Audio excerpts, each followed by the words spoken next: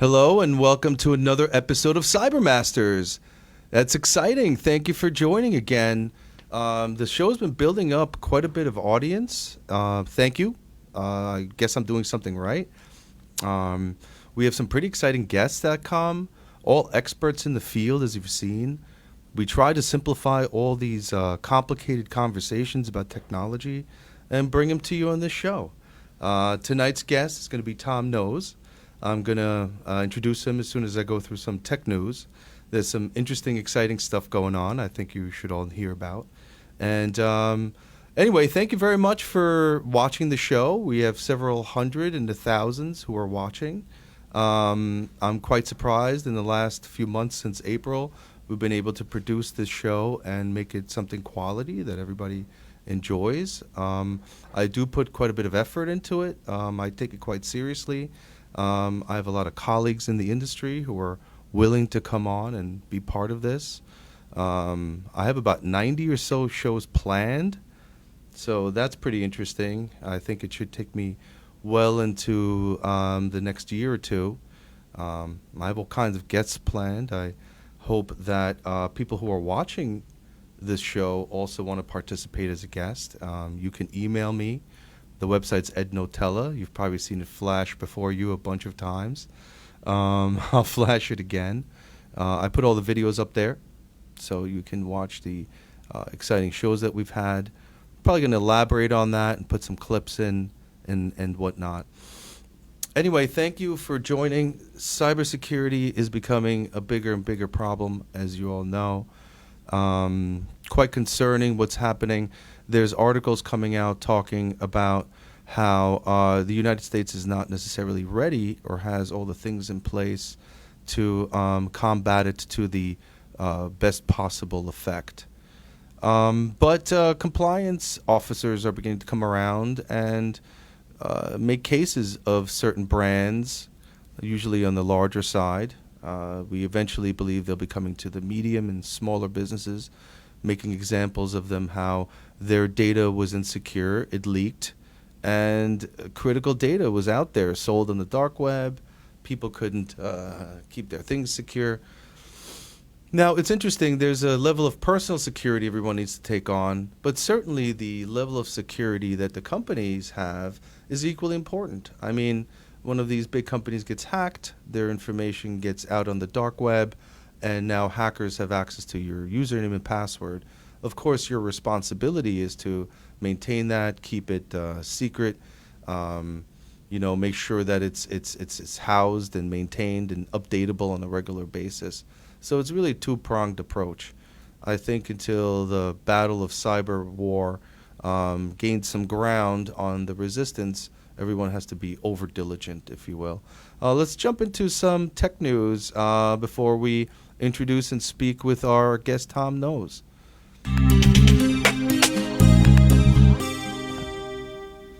Excellent. One of my favorite subjects here, the Apple AR glasses, which are coming out in late 2024.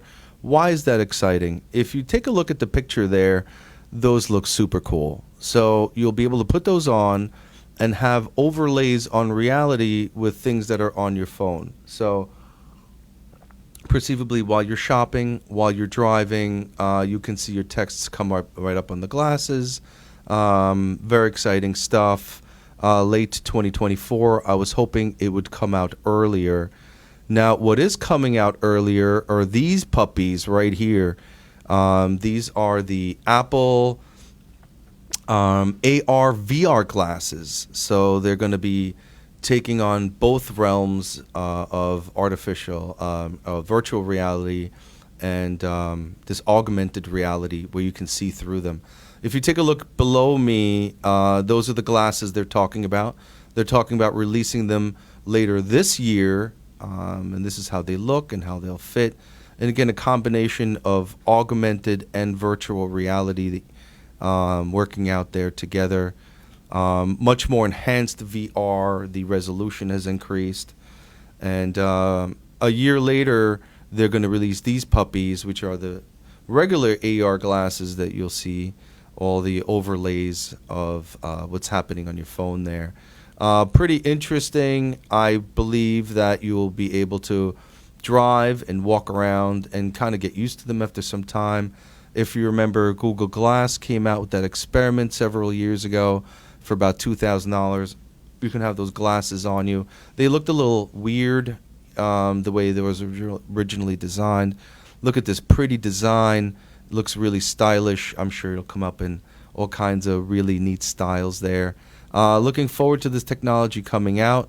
The other technology I was looking at was a ring, right, where they had some more health meters on it, has the time on it. I wonder if that's ever going to be released. But certainly these glasses interacting with your watch and having all the augmented stuff, you won't need to look down on your phone anymore. You'll see it come up right in your glasses. I assume that during certain meetings you'll be able to mute that out. I hope so, right? But these look super interesting. Imagine the kind of things you can do with this. Interestingly, while most rumors are still focused on the first generations of Apple AR VR glasses, Pooh, right, mentioned in its report of the company is already planning on a second generation of its headset to be introduced in late 2024. So there's some competition coming up. VR, AR is a very exciting conversation to keep up on. Keep in mind my Oculus glasses only cost me $300. I assume this will be in the similar kind of price range there. So look out for that. Apple making some headway along with some competitors fighting them on this new glassware. I don't know how the hyperlink plugs into this, but I'll certainly have these glasses and be ready for the Neuralink implant as well. So imagine that, the Neuralink implant and these glasses together. Geez, maybe I won't ever leave the house again. Anyway, let's jump into some cyber news. Interesting stuff here, guys. Take a look. Carnival to pay fine over data breach that impacted staff and customers. So Carnival to pay over $1 million as a result of the data breach that impacted its employees as well as its customers. So interesting stuff here, guys. Carnival, everybody knows about it. Carnival Cruise Lines agreed with 40 different attorney generals on a $1.25 million payout. And it's good that these things are beginning to take place. 180,000 Carnival employees and customers nationwide were affected by this. August 2020, Carnival reported a data breach in which a person gained access to certain Carnival employee email accounts. So, there was a guy sitting on the network, kind of seeing what's going on. These are the bad actors that they talk about. So what'll happen is these hackers, or bad actors as we know them in our industry, and I'll introduce you in just a moment, sit there on the network, kind of watch and scope for a while. And then afterwards, they'll start to siphon. Sometimes they don't even siphon the whole database at once. They go one by one and kind of siphon it so you don't even see the trickling coming out if there is anything going on. So Carnival Cruise Line, please, if you have a login, change your passwords, get multi-factor authentication. All of the employees and all of the data has been breached, which means that there's some bad guys selling the lists of information that was stolen from there, and that includes your password and username. I do recommend changing the password, and your username doesn't have to be your email all the time. See if Carnival Cruise Line will allow you to use an alternative. Make it something unique, and certainly multi-factor authentication, key item there. You always want to have these codes that come up that make sure it's you logging in. I mean, again, if you're getting a code and you're home watching TV, somebody's trying to penetrate you and get into your stuff. So take a look. A lot of people looking to do cruises and jump back into that, and be aware that they're looking for this customer information and employee information there. Let me introduce our guest here Thomas, how are you? How you doing, Ed? How you doing? All Thomas right, Nohs. you were just Move over a little bit more. Let's get you into the camera. Come on in and talk right into the microphone over there. Thomas, please tell us about yourself. You have an extremely interesting profession. And Well, why don't I just add on to a little bit what you were saying there about multi-factor authentication. Please. And what's going on with the hacking, and yes. What's funny, I just happened to read an article this morning. Yeah. This afternoon, actually, it was Microsoft talking about not changing your password, making it a long password, but use the multi-factor authentication. This way you don't have to have it written down, and the multi-factor authentication will definitely, like you said, they're just not going to be able to get in. I see it all the time. You look at Office 365, the sign-ins, and you just see the single factor always failing. Meaning that people are trying to log in, and that's the other part that you just mentioned.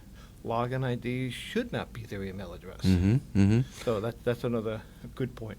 But that's very common there. How do you get around that where a lot of people like to use their email addresses for their login? How do you convince people to change that other than their password? That seems to be a big thing. Correct. What I'm referring to is local logins on their local systems shouldn't be the same as their email address.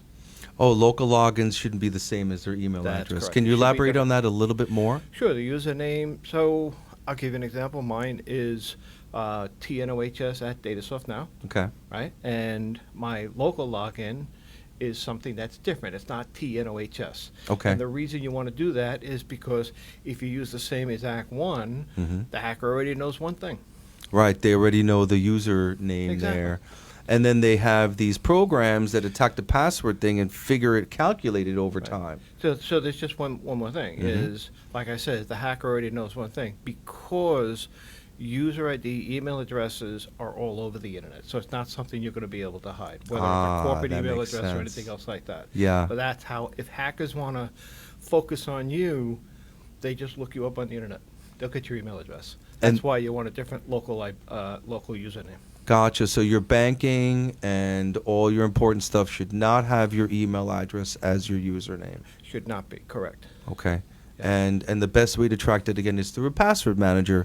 Can you imagine anyone today working without a password manager? I mean, geez, you know? Well, there are a lot of applications out there. It's got to be the one that you're comfortable with. That's the way it works. As you know, I believe you turned me on to iPass. You know, yes. 1Pass. iPassword, and then there's LastPass, OmniPass. So yeah, Dashlane, which is a brand new one coming up, very good also. Right. So even the Microsoft Authenticator app has a password manager in it. Good point. Yes. Yeah. So but it doesn't give you everything. If you just go there, you don't get your Google passwords and correct. so on and so forth. You want to kind of be aware of where you're clicking there. Correct. Interesting. Please tell us about yourself. What do you do? Tell us about your company and stuff, man. So my name is Tom Nohs, and I am a cybersecurity professional. I am a CISSP with the ICS squared. CISSP. What does that mean, CISSP? Certified Information Systems Security Professional. Okay. And I will tell you that is the premier certification to have. It has definitely gave me recognition once I got it. It is a life-changing exam, to be honest with you. It's very, very broad, but I'm very, very happy that I did that. And the ICS squared is the organization that hosts those. Well, they are a worldwide organization, and they are the ones that actually do the certification and the testing for that. Okay. But they do have others, so they actually did break down the CISSP. As I mentioned, it's so broad. Right. What they did was they broke it down into 4 different categories if you wanted to have a vertical to just focus on, like assessments, or I don't remember what the different categories are, but because the CISP was so broad, that you're better off focusing on one thing and become a very good professional in that one little area. I got to be honest with you, it's very, very broad.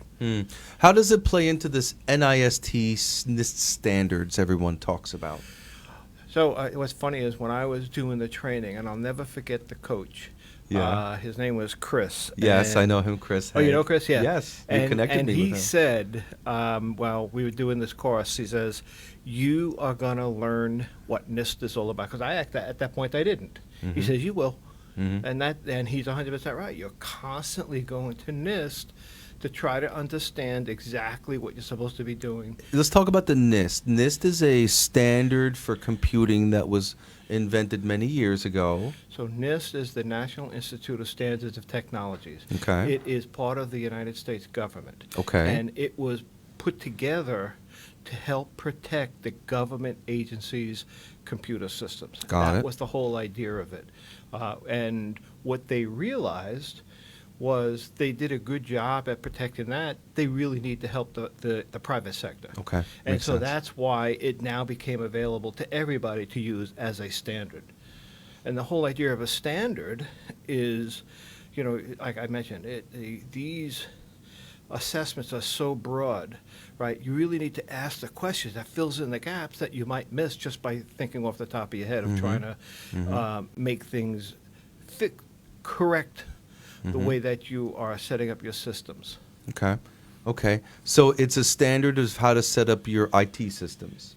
It's a standard in asking questions in how you should be setting up. So here, I'll give you an example. One of the NIST questions, do you change your passwords, right? Or how many days? Do you have a lockout policy? And they give you a default setting, what that should be, but that doesn't mean you can't change it. Got it. Whatever your company business, it's really what your business goals are and what they can tolerate. Got it. So how far you can go within your business structure, what your requirements Correct. are. Real quick, National Institute of Standards and Technology. That's the NIST. That's a famous logo they came up with. Right. Is a physical science laboratory and a non-regulatory agency of the United States Department of Commerce, like you said, part of the Right. the mission is to promote American innovation and industrial competitiveness. Interesting. What a branding there. Yeah, like I said, it started out as a way to standardize cybersecurity within the United States government, and now it turned into this where everybody's using it. So now you are a certified person to deliver those standards. Correct. And I believe you and I had this conversation. Yes. What you got to do is think about what we're talking about. Okay. So NIST is all about asking the questions about how to not get hacked. Okay. So my business is really basically left of a boom. The boom is when you got hacked. So I prepare you. Okay. Actually, I one of the assessments I do is a ransomware assessment. Yes. Right? And so I want to prepare you for having a ransomware attack. Yes. They say today it's not if, it's when. Right? Correct. So in a ransomware assessment, all you got to do is think about what's going on when you got a ransomware. You got to try to get your systems back up, and now you got to worry about getting bitcoins. You got to worry about a breach code. You got to worry about you breaking laws. Yes, The yes, trick the whole is 9 to have yards. all those questions answered before it occurs. So let's tell the audience what this all means. Left of boom and right of boom. Right. So let's talk about that a little bit. What's going on there with all Well, that? the whole idea is boom. Boom is you were hacked. An explosion. Exactly. That's Okay. the whole idea of it. And when I talk about, so I had gone down to a cybersecurity event down in Tampa, Florida last year, and the name of the event was Right of Boom. Okay. Everybody The there. actual event was called Right of Boom. Yeah, everybody there was right of boom. Oh, they were all nice. IT consultant, MSPs.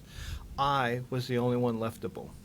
So right of boom means after a cyber attack. Correct. And left of boom means prior to a cyber attack. Prior to a cyber attack. Why and is those prepared. military terms? Why are they military terms? Yes. How was that taken from the military terminology? Well, it's very possible that's where it did come from. It did come from Yeah. there. I read about that actually. Oh, you did? Yes, it was I did actually not an know that. original meaning in the military of prior or after an attack. Interesting. Yes, yes, and that's believe what it or makes not. sense. So let's just take a look at this for 1 second. So this was the conference you went to, Right of Boom? Yeah. Talk about this a little bit, man. This is interesting. It was eye opening. Yes. And your company is an MSP, right? Yes. There were 300 other MSPs there, right? Which are post-attack vendors. That's correct, because they're MSPs. So who was going to get called in? You do need to bring in your forensics. You do need to bring in your lawyers. You need to bring in your breach coaches.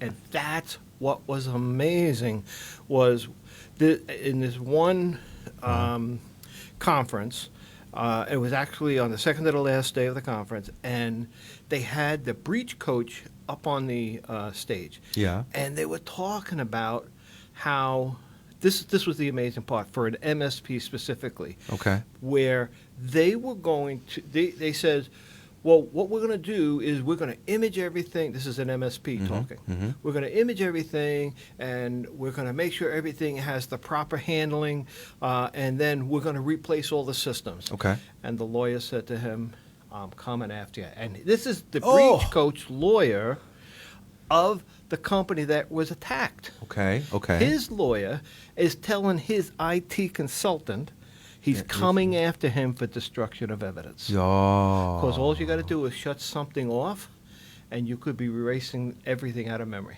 Wow, but I have to say, I can't tell you how many organizations I've seen that lickety-split get back up and running and erase their evidence during a cyber breach. That's correct. That's so. People don't realize you can't start chopping stuff up and going back to normal So immediately. here's the reason why you can't. Mhm. So if you get an attack, you don't know that they exfiltrated data, right? And if they did exfiltrate data, then, and you do not report it, Mhm, mhm. and then it shows up on the web, on the dark web, and now you got the FBI knocking on your door. Now the state attorney general is coming after you. How come you destroyed evidence? Okay. How come you didn't notify? How come you didn't do this? How come you didn't do that? Well, in the past it wasn't regulation, but now it's standard operating system. That's correct. That's correct. So the other part is So if you're a business that gets hacked and you're down and you have to put a claim in, you shouldn't just go and erase everything and start from scratch. That's a bad idea. That's a very But it's bad the idea. natural response for a lot of these businesses, smaller vendors. get me up as fast as possible. Yes. So So what do they do? Buy a second system while the first one's forensically checked? I don't know. I do know this. I can only tell you what the breach coach suggested. The breach And- coach meaning the attorney that is part of the insurance assigned to the claimant. That's correct. That's correct. The attorney assigned to the insurance claimant called the who's calling the shots now. He's in charge, if you will, of the That's correct. incident, of the That's correct, 'cause situation. Here's the reason why. Because if you don't follow what the breach is doing, what the breach coach is saying that they have to do, then the insurance company has the right to not pay the claim. Oh, nice. Right. So you have, I don't want to use the word play along. You really need to follow the way it's supposed to work, the way Okay. that they have it outlined. Okay, They okay. want to get you up as fast as possible, but they want to follow the rule of law. Okay, that makes sense. That Yeah. makes sense. Correct. So it depends. In some cases, depending on the breach or the claim, you may just not want to touch it for a couple of days. You should have redundant systems. The first thing, if you get hacked, the first call is always to your IT consultant. First of all, you got to identify that it is a hack and exactly what may have occurred. Once you've identified that it was a hack, now you need to bring in forensic people along with your insurance company. But at that point in time, you want to get them involved. It still could turn out to be nothing, right? Right. But once it's identified, now things have to happen based on law. Based on law. Right. Based on law. Right. Let's talk about more about the cyber coach. How did that come to be? That's only a term from the last 3-4 years, the That's cyber correct. coach. And That- these are trained attorneys to deal with the hacker and pay the ransom. Well, so there's a lot of pieces that they handle, and like I said, going to this conference, it was a very eye opener, and I actually would suggest any MSP to go to a conference like this. Okay. And the breach coach. Actually, believe it or not, you may want to get them on your show. Okay. They would do it remotely. That'd be cool. I already reached out to them. Really? Yeah, Okay. yeah. And they're from, I believe it's Boston, I think is where they're from. Okay. Anyway, but yeah, they just go down a list. Okay. So just as an FYI, Mm-hmm. this breach coach and the hack that they were there for Yes. was an MSP. It was the MSP The actual MSP got hacked. got ransomware Ooh. and gave it to all of his clients. Oh, wow. Right. And it was that breach coach, it was that company, they were up on the stage, and Ooh. it was heartbreaking to see what they went through. Mm. You know, what was funny was it was bringing back the tears. So here's the other part. Mm-hmm. As an IT consultant, as an MSP, Mm-hmm. the breach coach told them, do not answer your phone. Yikes. Okay. Yes. See the way you went like this? Yes, You yes. got all your clients calling Yeah. you that they're down. Yeah, Yeah. because you're now liable for all kinds No of matter stuff what you at this say, point. you can be held more liable. Yeah. mhm. So you're already in trouble. Mhm. Let's not make it deeper, and that's what the breach coach is telling you. Now, you would never do that. Yes. You know, if you didn't have your insurance company telling you to do that, or Right. your breach coach. Right. You know. 5 things a breach coach will ask. What kind of data do you have? They want to know some level of classification. That's correct. Do you understand the data? Is it sales data, marketing data, accounting data? Is it separated? Where do you keep it? Locally, in the cloud, Yep. both? Who has access to it? Has your access list been audited in the last 2 or 3 years? So all those questions right there. Yeah. That's part of a NIST assessment. Mm-hmm. See what I'm saying? Talk This to is me about this NIST assessment. Pre-ransomware, pre-boom, left of boom. Mhm. You're putting and documenting all this information Mhm, so mhm. that when it happens, now I go get my documentation. Actually, you need to have it printed out, and you put them in binders on the shelf. So in order to have a NIST assessment done for technology, you got to have printed paper in your filing cabinet. Yeah, sure. If your system, Well, sir, if it goes down, yeah. if you have ransomware, you're not going to be able to get it. Yeah. So let's talk about this, right? So the NIST standard, you and I had a chance to work together on this and other projects. It's delivered by Homeland Security, is it not? It's not delivered by home. Well, you're correct. I'm sorry. There's actually a bunch of branches of government that actually are now involved in it. So Okay. CISA, Homeland Security, I believe it's NSA. Okay. Actually, FBI. But to become NIST compliant at the time, we went through the Homeland Security questionnaire. We went through. Yes, I think you're right. And today, CSET. the NIST standard can be provided by these other agencies, not just through Homeland Security, you're saying, through CISA. That's correct. Just so you know, there are a lot of different framework, ISO. Oh, okay. Which is European. Sure. But it's actually very well known with law firms here in the States. A lot of law firms want to be ISO certified. Okay.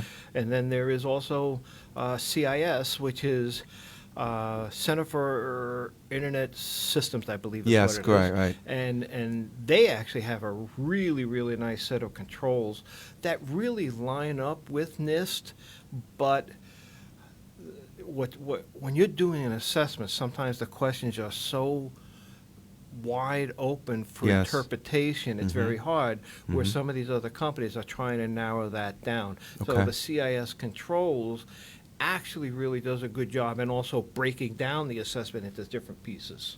Is that why there's variations around the country of what's happening to these clients? Because it's left to interpretation, if you will, like you said, like Nostradamus' writings?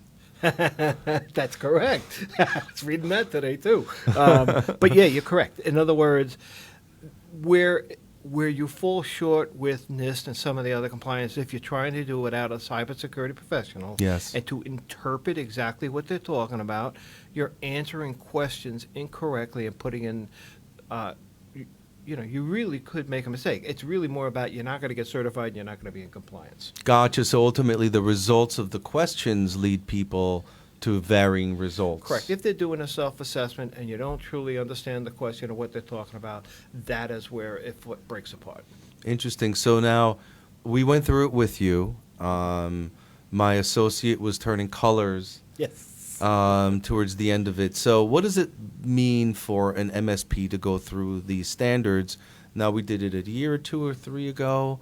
Correct. And we were doing it through the Homeland Security questionnaire, and it was So weekly meetings for 4 hours to go through every little minute detail, And question, with a right. lot of it dealing with my documentation, dealing with emergencies and contingency planning, and Exactly. having all my ducks in line with the vendors and their privacy laws. That's correct. So to your point about going through that with MSP, so one of the projects I'm working on right now is Yeah. with the Department of Defense and the new CMMC 2.0. CMMC 2.0. Now that sounds pretty damn exciting. So it's actually based off of NIST SB 800-171A, which is brand new. But the questionnaire is exactly the same, what they did with So you're saying NIST has come up with new standards and it's called No. something slightly No, no. different. So the NIST 171 focuses on controlled and classified information for the Department of Defense. It is based off of the NIST SB 853A Rev 5. That's what it's based off of. Okay, got it. You know, so Ouch. 53A is actually a very, very large questionnaire. And what the Department of Defense did was they pulled out what they wanted, and it's NIST SB 800-171A, which is the brand new assessment for CMMC. Got it. Okay. And Right. do you have to recertify every year? Yeah, so here's what I wanted to bring up. So actually, right at this moment in time, MSPs that do work for the Department of Defense contractors, manufacturers, Yes. may have to get CMMC 2.0 certified. 2.0 certified. Ooh, oh my God. Okay, And- so that's using the new It's certification NIST. class. That's correct. So, but it has to do with being a service provider, and the difference between a cloud service provider and a service provider, that there is this little challenge of definition within DFARS. I'm sorry for all the acronyms. Okay, yeah, it's a little just deep stuff. Okay. Yes, it's just another piece of it. But they're trying to get clarification, and actually the Department of Defense is really trying hard to lower the level that is needed for MSPs, because they know they're going to put a hurting on some of these MSPs. Because There's going to be so many variations of stuff throughout the country, no? Well, that's why there's this CMMC 2.0 for every single manufacturer Ah. and Department of Defense contractor. Uh-huh, uh-huh. So it's all going to be that way. And just as an FYI, Okay. Homeland Security, and I believe there's one other agency, wants to sign on to CMMC and use it because it's going to become such a standard. Interesting. Look at this graph I have running That's it. there. That's the model right That's there, correct. CMMC model 1.0. That's the 1.0. So there were 5 levels in the 1.0, Yeah. and now there's only 3. What they did was they level 3 is actually level 2 in the new model. I see. They shifted it around a little bit. Correct. And you believe And- it's easier this way now? And they actually they didn't eliminate level 1, but level 1 is now it's just a self compliance, Okay. self-assessment, where level 2 is half self-assessment compliance, but it depends on the controlled and classified information that you handle. So if Okay. you're handling controlled technical information inside of that CUI, now you need to get a certification at level 2. Now, if people think this is like some high up in the sky stuff, you don't do business with the government if you don't have this anymore. It's like there's no that's- other choice, right? That's what's going to happen. And to your point, there was a meeting this week with the Department of Defense CIO, and the title of it, "The Clock is Ticking." May of 2023 is when they're going to enforce some controlled unclassified information will require certification. Okay, so what about third parties, to like vendors, to the vendors who do business Yeah, with them? so that's in the Department of Defense world. It's called flow down, and this is what's in Flow down. Correct. This is what actually started back in 2017 with Okay. DFAR 7012. DFAR 7012. Right. It's just all numbers and All acronyms. acronyms for regulation as they're beginning Exactly. more. Through the Department of Defense, that's their acronym. And what that says is that anything, you have this document. The government's going to give it to you. Yes. If you have to give that to a manufacturer to create that part, he has to have the same certification or level of compliance that you have as the subcontractor. So the subcontractor has to have the same level as the primary contractor. That's correct. And they're going to check this third party? What about fourth party, No, the so vendor of the... wait, it still has to go down. And you're Oh, correct. really? So that is the reason for the certification. So even with the NIST SP 800-171, you have to upload that into this system called SPRS, SPRS, and it's up there with your score and everything else like that. Okay. And if that's not there, they may not award you a contract. Wow. So that's okay. where this is going, where if it's going to require a certification, right, and not a self-assessment, then if you got certified, they don't have to question it. That's the whole idea of this. Okay. What is it going to cost someone who's a third party to a vendor to the federal government to have these tests done and approvals? You know, and to me, this is the really, really, really hard part. And I'll just give you some quick numbers. Okay. And I don't mean the questionnaire for the NIST SP 800-171A, which is CMMC 2.0. Let's see what you pulled up, which is the current requirement to do business with the federal government. That's correct. There's 110 questions.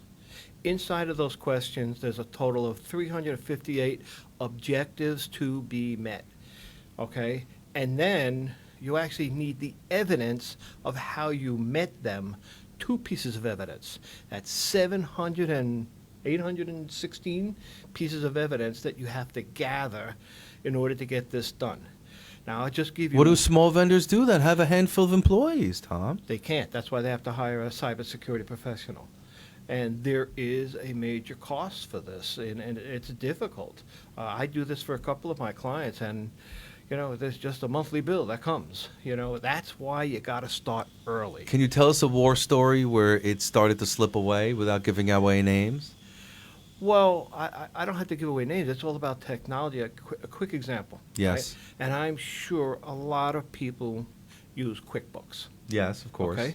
And a lot of Department of Defense contractors to manufacturers do use QuickBook Enterprise local desktop version.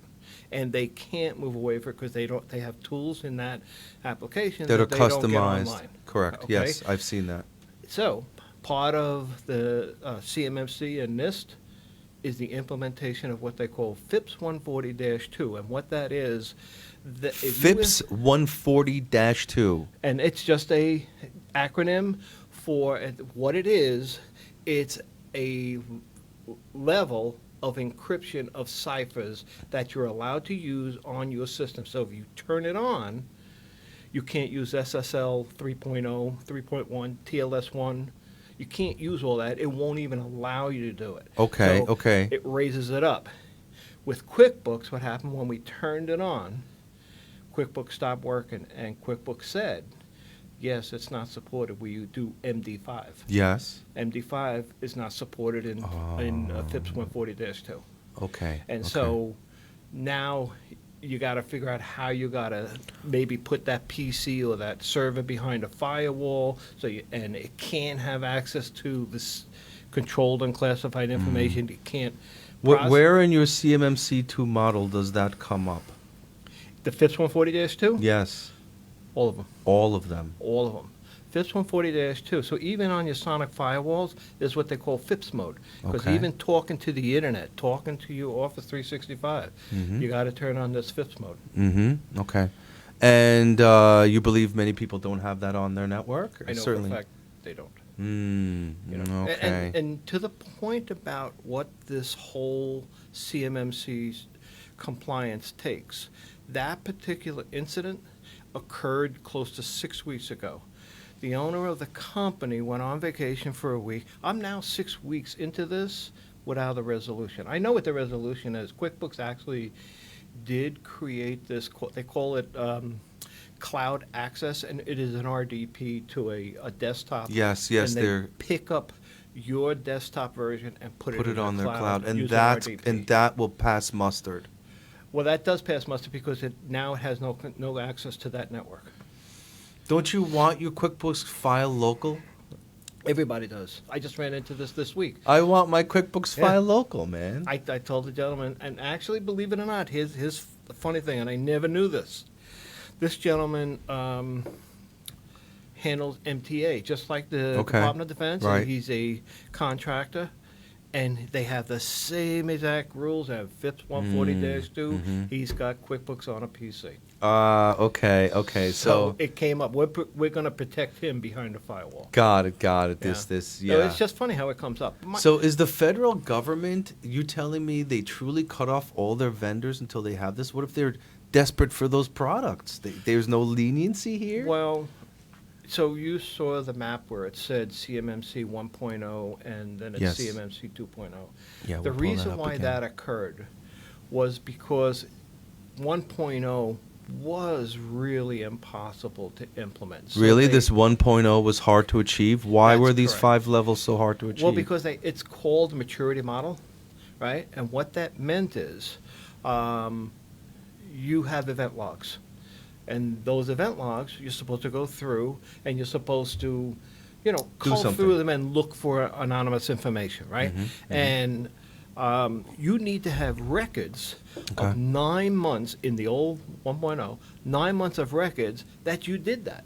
Oh, boy, that's a lot of That's stuff. just one thing. Got it. See, there were 25, I think it's 25 controls that they actually removed, and that was it. It's all that where you got to have the history. Here's another one. So you don't logs. do that in CMMC 2.0? What You is the do it- retention rate there? You do it because that's what they call maintenance. Oh, right? okay. But when you do the certification or the compliance, you don't have to show that information. But you okay. do have to show that you're doing it now. Got it.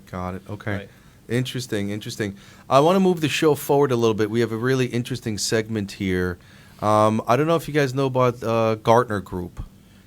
Gartner Group is a international organization. They create statistics. Right. They give statistics to government, to corporate. They actually can be hired by government and corporate to help you make decisions, do procurement. Very interesting. They put out a really interesting report that I want to go out over. It's 8 ways cybersecurity will change companies forever. And yes, people are realizing that, they're hearing it, but here it is. We're in front of that as we speak. What is your take on how cybersecurity is changing the business landscape and will definitely be unchanged going forward?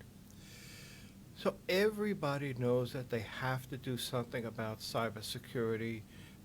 No company wants to spend the money for it. And even though these regulations and everything are coming forward, I have a gentleman right now, and he's really struggling with what it's going to cost him. He's a small company, but he's got to follow the rules, and it's hard.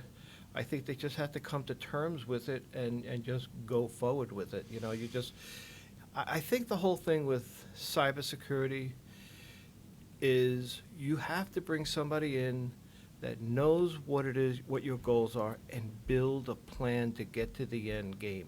And I think it's very, very important to understand it's not just technology that you turn on. Right. You have to actually look at the technology and make sure it's working. I had backups, my backups, and if I wasn't looking at them on a weekly basis, and my server did fail, but my guy caught it on a Monday, and I went down on a Wednesday. Got it. And we had our backups up on Tuesday. Beautiful. See what I'm saying? Now, Yes. otherwise, I would have lost a week's worth of work. Yes. See what I'm saying? So that's when I talked about maintenance, checking your backups, looking at your event log. Because what happens if the event log stops working? Many That's small actually businesses. a sign of a hack. Yes. So this is why you have to look at all this stuff. Many small businesses traditionally thought, set it and forget it. That's long gone. That's gone. That's That's long correct. gone. Let's go through some of these real quick here. Let's start here. They have some interesting things they talk about. Number one, through 2023, let's see, government regulations required organizations to provide customer privacy rights to cover 5 billion citizens and more than 70% of global GDP. So you're bringing up an interesting statistic, and it just happens to be because I went to an FBI webinar a couple Okay. of weeks ago, and that's exactly, we all look at these charts. I always thought ransomware was at the top of the list. It's not. It's not. This is what is. And the age group is actually 60 to 80 years old. Wow. Highest of who's being hacked. The doctor in Florida. Yes, we worked on a doctor. Exactly. And so these phone calls that are being made, they're getting onto their PCs, they're getting their login ID, they're giving them all this information. So that is, to me, the privacy part of this is just the best. Just consumer privacy rights will cover 5 billion citizens. That will change the landscape forever. That wasn't important before. No, correct. Like I said, I was shocked because I'm thinking ransomware is it. I'm the guy. Yeah. You see what I'm saying? Yeah, but no, it's beyond that. So next, by 2025, 80% of enterprises will adopt a strategy to unify web, cloud services, and private applications access from a single vendor's SSE platform. We're sort of doing something like that now. I actually agree with that, going through my own certification right this moment. Okay. And I see the advantage of it. I think the cost of the whole, because it's that individual packages that are killing me, right?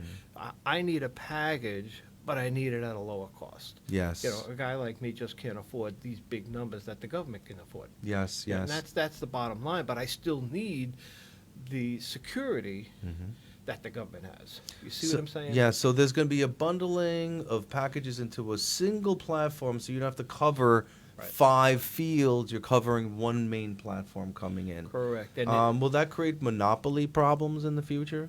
I think there's too many out there. Really, There's to a lot overcome out that there. already. Yeah, Microsoft and Amazon, they're not the only ones out there. There's a lot of them out there. Where the challenge is making sure that they have the proper certifications because they can get hacked. Got it. Next, 60% of organizations will embrace zero trust as a starting point for security by 2025. More than half will fail to realize the benefits. Zero trust, sir. Zero trust is... I trust you. So it's funny. Zero trust seems like a faraway place, sir. I call my cat Zero Trust. Oh, what a Gospel name. truth. And the reason is man. because he trusts nothing, right? And that's what this is all about. Okay. Don't even trust the password. You Got got to go get more information. You see what I'm saying? So that's what they're talking about with Zero Trust. Even though they are authenticated, let's make sure he's authenticated. Yeah, I got to be honest with you. I think it's a great model. I got to be honest with you. It's got to be a pain point to implement. Yeah, I mean, zero All across the trust. board. I mean, but hold on. If you watched Gene Roddenberry's shows, you always had to hail the ship before you could talk to the captain. What the hell are we not doing on computers for, right? Like, hail the ship, and then the guy goes, yeah, it's safe. You could talk to this guy, you know?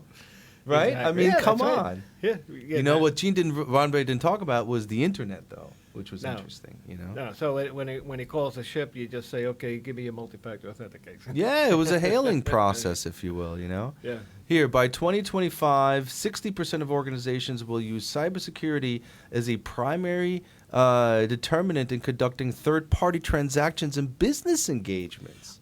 You have to. Your vendors got to be on spot. I got to tell you, I recently made a change with one of my vendors partially because of that. Yeah, I mean, just a lot of the major hacks that I've handled in the last 2 years, all were exactly what you're talking about, where there was a man-in-the-middle attack, changed the invoicing to send the money to a fraudulent bank, So, yes, I actually agree with that. And I'm assuming this is where cryptocurrency is going to come in as well. I think you're going to see a lot of that because you just have to really make sure where the money is going is what it's going for.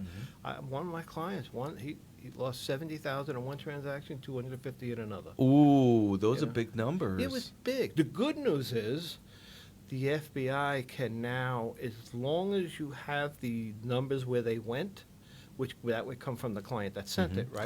Got it. And as long as it's still sitting in the bank, because those transactions... They'll give it back to you. No. No, I was so this hoping. one client that occurred close to a year and a half ago, but the money is frozen in the account at Wells Fargo. So it's still there. But right? it's frozen. $70,000 under is investigation. still frozen. That's correct. And this is the same thing with the gentleman down in Florida. Yes. His money is still sitting, and the FBI did tell him we can freeze it. Yeah. And that's what they've done. So in that particular case, it was an individual who had all his money cleared out of the bank account by letting the PayPal hacker take over his desktop. Yeah. While they might sound unique to you, we experience it all the time. Yeah. It was quite a shame, and now it's sitting there under investigation until it's cleared out. Yeah. Let's go to the next thing here. Very good. Through 2025, 30% of nation states will pass legislation that regulates ransomware payments, fines, and negotiations, up from less than 1% in 2021. The government doesn't want to pay the ransom. They don't want you to pay that ransom. They don't want you to pay that ransom. You're giving money to a bunch of bad guys. That's Come correct. on. But you got to operate. not that you have to operate. You just have to look at the pipeline incident, right? Where if they didn't pay that ransom and get the decryption key, right? Millions of people would have been affected by this. Sure, it affected the whole Northeast. So it only affected Good point. halfway up, right, up to New York. But had it kept going, it would have affected everybody on the whole Northeast quarter. And so that's when they made that decision. The FBI did get half of that money back. I don't know if you remember that. No, I so don't. they were able to freeze those. That's when it all started. When I realized, I says, wow, they can freeze money. Because they got back, I think it was $2.5 million, I think. Oh, okay. All right. Isn't that too bad for them? Not too. No, well, they paid out $5 million. Got it. See what I'm saying? And but yeah, that's it's. So the way it's going to change these businesses, where you're like, yeah, I'll just pay the ransom. I don't know. They're not gonna like it. Because I've had cases where instead of calling their insurance guy, they call the FBI first, and they're like, we don't want you to pay the ransom. Right. Yeah, but all of that is changing, and here's the reason why. Because the hackers are changing. So 4 years ago, when you got ransomware, right? And you either weren't going to get your data back, or you're going to pay the ransom, and you might get your data back. See, I use the word might, right? In today's world, you're going to pay the ransom, and you still might get your data back, and you're still really in the same boat. But right, you have to notify everyone what happened. Right. So here's the reason why you got to do the notification. In today's world, the hackers don't turn on the ransomware until they've exfiltrated data and put something on the web. If you don't pay us, we're calling your clients. They actually threaten clients. That they're coming after them next. So they're not erasing the data. They're like, I'll put your data on the dark web for everyone to see. Well, that's correct. So that's why in today's world, it's a little difficult. I find that very hard to believe that they think they're going to be able to control that. Because the only thing it's going to do is people aren't going to they're not going to notify the FBI. And that's actually a bad thing. And just so you know, the reason why they'll end up not even notifying the FBI. Oh, geez. Or anybody. And so now you're going to lose the information about identifying hackers, identifying them trying to get in, because they'll bring in their own forensics. Insurance company brings in the forensics, FBI brings in their forensics, and they look for how it occurred. They look for indicators of compromise, and then they share that information. Interesting. Yeah. So the agility of the cyber coach to deal with these guys is going to get pretty complicated. They were agile in the past. The agility by the cyber coach will be curbed, if you will. And they're very calm. Interesting. They have to be very calm. When I got to introduce you to these guys, and I've met a couple of cyber coaches. The young lady is just so calm and collective, but it was just amazing how the guy sitting on the thing, and there was this owner of this MSP out of Louisiana, and he's saying, we're going to do this, we're going to do that, we're going to protect the data, chain of custody and all that. And, I have professionals that do that, and he just said, and I'm coming after you. Oh, boy. That was, my jaw dropped. Oh, you both are ready to enforce it. So, Next, by 2025, threat actors will have weaponized operational technology environments successfully to cause human casualties. Yeah. Wow, what is Gartner talking about here? Well, so, all you got to do is they already did that. That has to do It's with the no longer about hospitals. seizing control of data. Ransomware attacks have now also seizing control of entire infrastructure. Colonial pipeline attack and what that could have on Right. human casualty Well, counts. because, in other words, you just got to. So, hospitals are a big thing, right? Ukraine, Russia just took down a hospital over there, right? There are people in there the with hospital. information about hearts, and if they can't get that information about how they need to treat a person, right, based on their history, because it's got ransomware, the person's going to die on the table. Have there been human casualties Yes. from cyber attacks so far? In Ukraine, Oh. with Russia. This just occurred, probably about a month or so ago.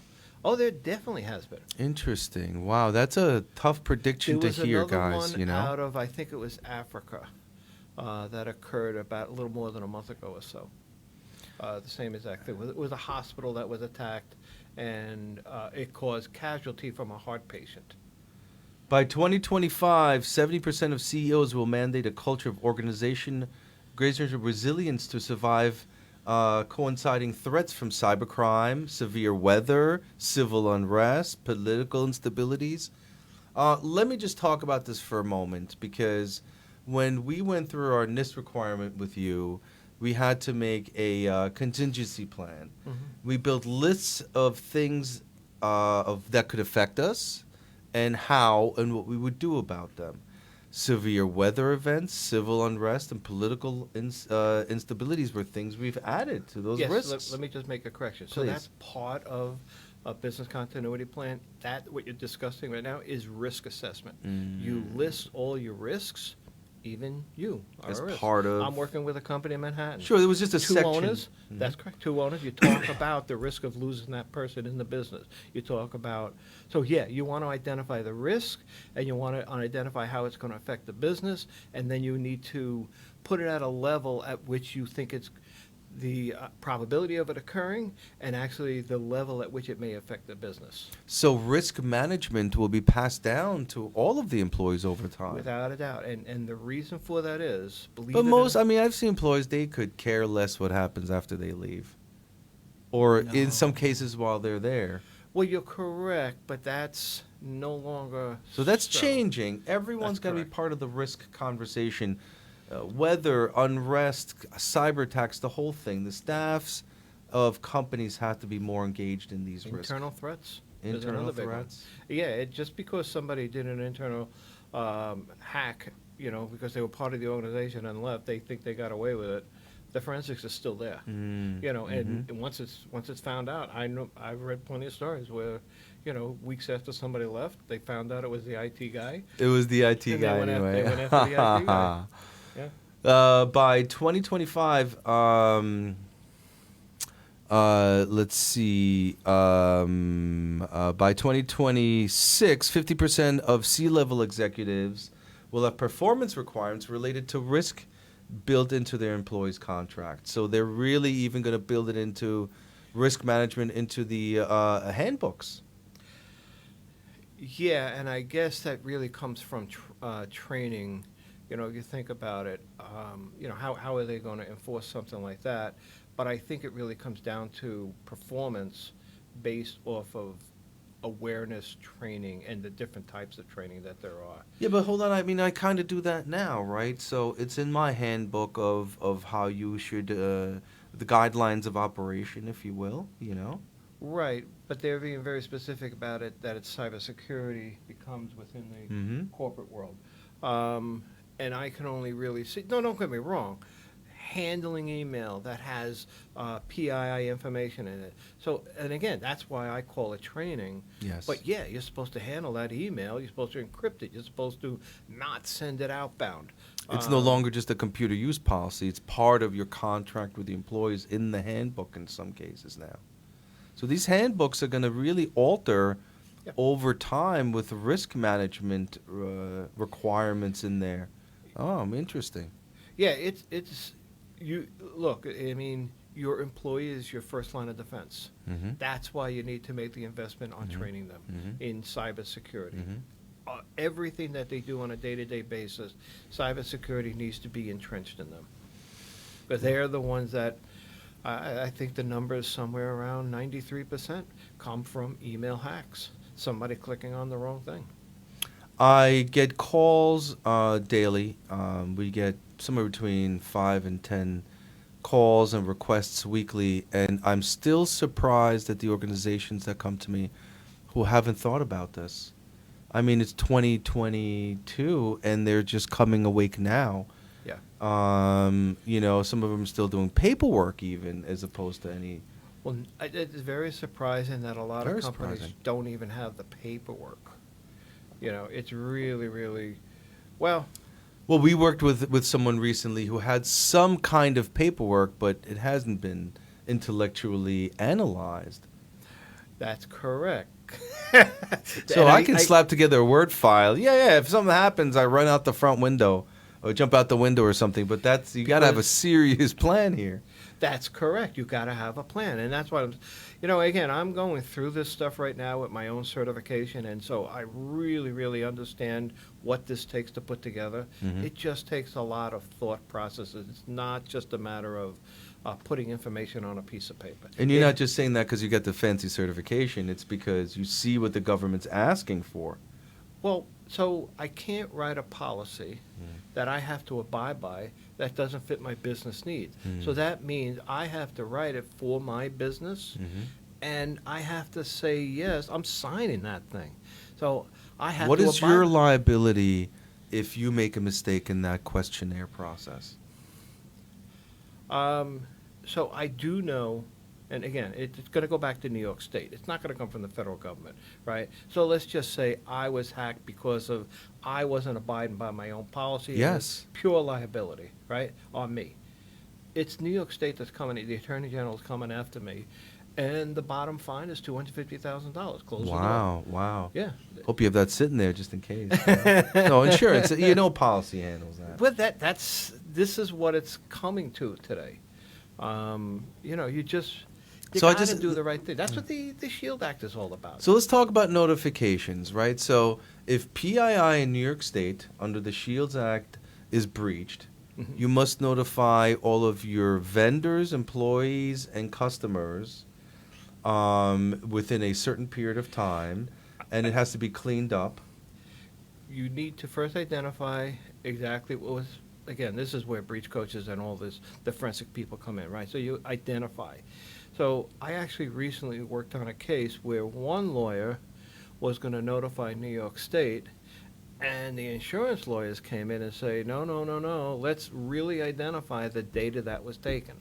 Yes. And because it wasn't a full, complete system of data, they identified, because we were able to identify exactly what was taken and what was seen by the hacker. Wow, okay. Using Office 365 Compliance Manager. Yes. So we got everything that they did, and we showed this to the lawyers, and they said, okay, we don't have to do a notification. We just have to clean this up and move forward. Okay. And that just happened to be that particular case. That was the one that stole the $70,000 and the $250,000. That was that case. They got into their Office 365 online. But now you're saying they had an insurance. I mean, some businesses don't even have the policy to get this worked out. They're on their own. No, correct. And that's where the challenges are. Some of these. I mean, you're talking about things that have a cyber coach involved, and the insurance agent is going against these other attorneys. But if you don't have an insurance policy, no cyber coach, what are you going to do? So there are, if you have a business liability policy, because actually this one instance that we was just talking about actually worked through her business liability. There is a piece of it that does cover that, but it was very minimal. As compared to a full-blown policy. Right, if you have a full-blown, it's very, very important. With the ransomware assessment, that's one of the things you cover. Insurance, you need to meet with your CEO, you got to meet with your CFO, you got to meet with your insurance guy, IT people, and talk about insurance. There's a lot of pieces of the puzzle that you really got to cover to make sure so that if you got hacked, Yeah. you're going to have all your ducks in a row. Excellent. And you're not going to have them all in a row. Yeah. But you're going to really have a pretty good idea where you really got to go. So what do you say to the audience in the next 6 months before the end of the year, if they're dealing with the federal government or the vendors for the federal government, to pony up or prepare to pay some good money to get themselves certified and to work within those barriers? You have to. Again, if you're working in an industry that's regulated, and please don't sign it that you are something that you're not. Mm-hmm. Specifically within the Department of Defense, they have increased their False Claims Act by over 100%. Really? Yes, they are going after people who are just sending this stuff in, and they can tell based on the documents that they're asking for you to upload into this SPRS system. Yes. They're now analyzing that stuff. Mm. And if it's not making sense, they're sending somebody to your office. Part of your contract with the Department of Defense, you have to allow the DIBCAP to come in and assess you if they want Wow, to. it has to be done Right. on a spot check, if you will. Exactly. Oh, wow, that's very interesting. Yeah. Well, thank you very much for joining us on CyberMasters. Thomas, this is a really interesting conversation. Your value in this industry is growing.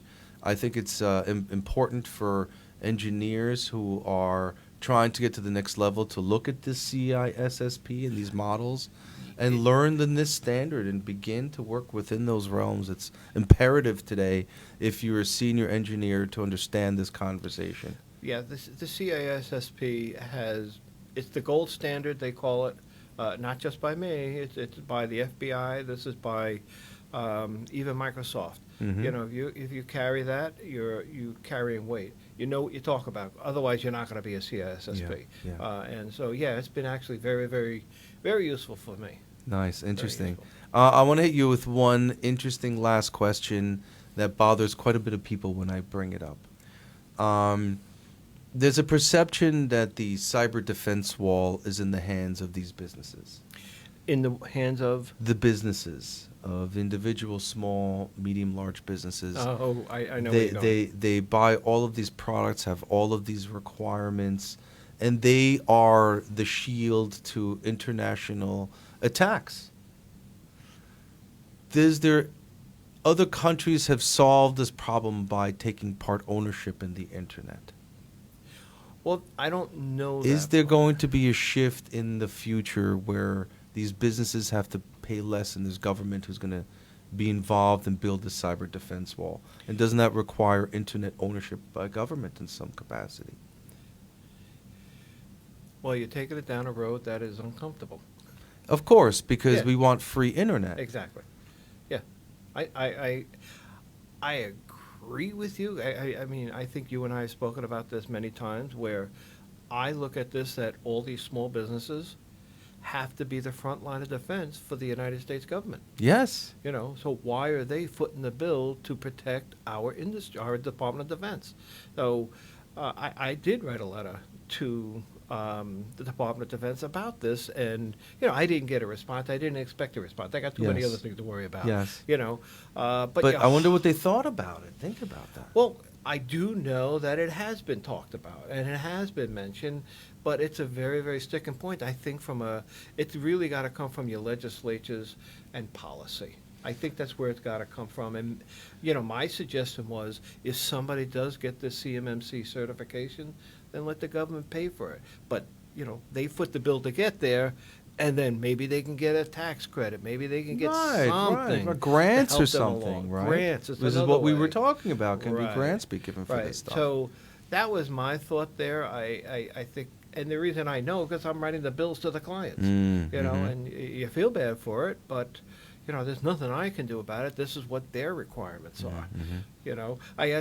I was dealing with that MTA gentleman, Yeah, and yeah. I asked him I said, look, do me a favor. Read me exactly what you have there. And he said the word requirement. I said, you have no out. You have no This idea. is what their requirements are.